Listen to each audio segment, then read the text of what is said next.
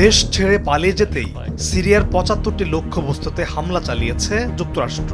৮ December রোববার জঙ্গি গোষ্ঠী আইসিসের ঘাঁটি লক্ষ্য করে এসব হামলা চালানো হয়।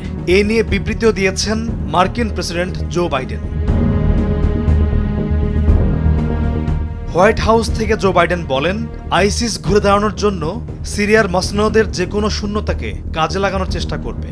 আমেরিকা সে সম্পর্কে অবহিত। আমেরিকা কখনোই তা হতে দেবে না।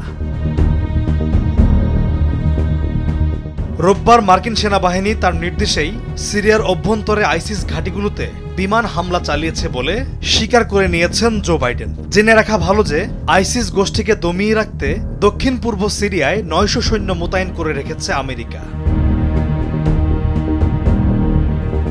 সাবেক প্রেসিডেন্ট বাশার আল আসাদের আচমকা পতন হওয়ার প্রসঙ্গেও রোববার হোয়াইট হাউস থেকে মন্তব্য করেছেন মার্কিন প্রেসিডেন্ট জো বাইডেন। তার কথায়, এতদিনে ন্যায় বিচার হয়েছে।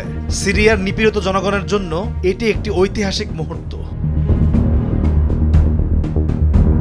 অন্যদিকে সিরিয়ায় সরকারহীনতার সুযোগ নিয়ে গোলান মালভূমি দখল করে নিয়েছে ইসরায়েল। ১৯৭৪ সালে ওই মালভূমি নিয়ে দুই প্রতিবেশী দেশের চুক্তি হয়েছিল, কিন্তু রোববার ইসরায়েলের প্রধানমন্ত্রী বেনিয়ামিন নেতানিয়াহু জানিয়েছেন তিনিই ইসরায়েল ডিফেন্স ফোর্স আইডিএফকে রোববার গোলানের সিরিয়ার অংশে প্রবেশের নির্দেশ দিয়েছেন। তার বক্তব্য, কোনো শত্রু শক্তিকে আমরা নিজেদের সীমান্তে কর্তৃত্ব প্রতিষ্ঠা করতে দেব না।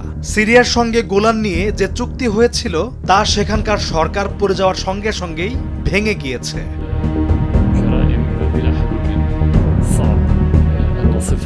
২০০০ সাল থেকে সিরিয়ার মসনদে ছিলেন বাশার আল আসাদ। তার পরিবার ৬ দশক ধরে সিরিয়ার ক্ষমতায় ছিল। ২০১১ সালে দেশটিতে গৃহযুদ্ধ শুরু হয়, যা বারবার রক্তক্ষয়ী সংগ্রামের সাক্ষী থেকেছে। লেবাননে ইসরায়েল এবং ইরান সমর্থিত সশস্ত্র গোষ্ঠী হিজবুল্লাহর মধ্যে যুদ্ধবিরতি শুরু হওয়ার পরেই গেল ২৭ নভেম্বর সিরিয়ার প্রেসিডেন্টের বিরুদ্ধে বিদ্রোহী গোষ্ঠী হায়াত তাহরির আল শাম ধীরে ধীরে তারা দামেস্কের দিকে অগ্রসর হয়, দখল করে নেয় একের পর এক শহর। রোববার বিদ্রোহী গোষ্ঠী রাজধানীতে ঢুকে পড়লে পালিয়ে যান প্রেসিডেন্ট বাশার আল আসাদ। পলাশ খান, নিউজ ডেস্ক, ভোরের কাগজ।